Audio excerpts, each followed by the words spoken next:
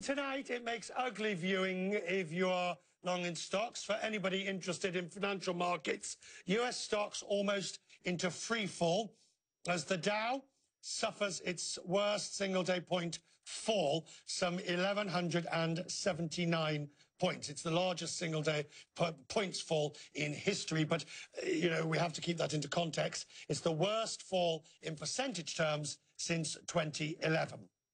So how did the day actually proceed?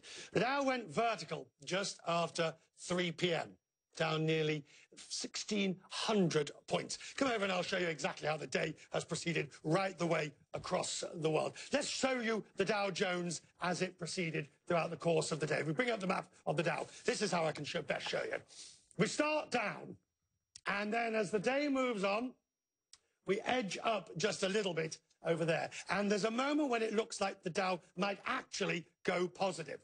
But then things really start to get bad. The Dow falls even further, and just after 3 o'clock, a weird sort of reasoning, no obvious reason. President Trump was speaking, but at the moment I don't think that had anything to do with it. The Dow takes this massive tank where it drops from about 700 or 800 and it goes down some 1,500 points. Then it recovers, and we're seeing swings of between 2 to 3%. At the worst point of the day down here, that's a loss of some 5.5%. So let me show you, that's what happened in New York today. But let's begin with the way the world moved across.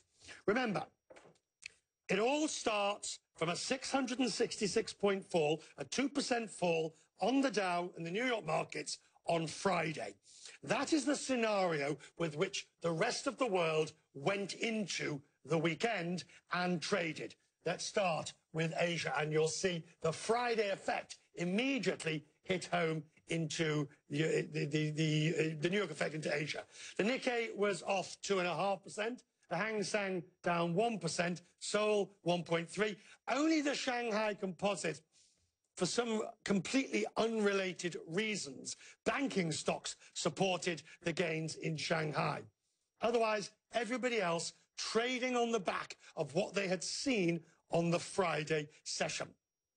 Then, as the sun rises and the world turns, we move on to Europe, where the losses continue, because now Europe hadn't had a full chance to react to Friday, and so we get some quite, I suppose, modest losses all in all. Smaller losses, the FTSE down 1.4, Paris is off 1.5, similar losses. Only Frankfurt manages to basically buck the trend. And then the US, for all the reasons that we know about. A new Fed chair, Jerome Powell, who takes over.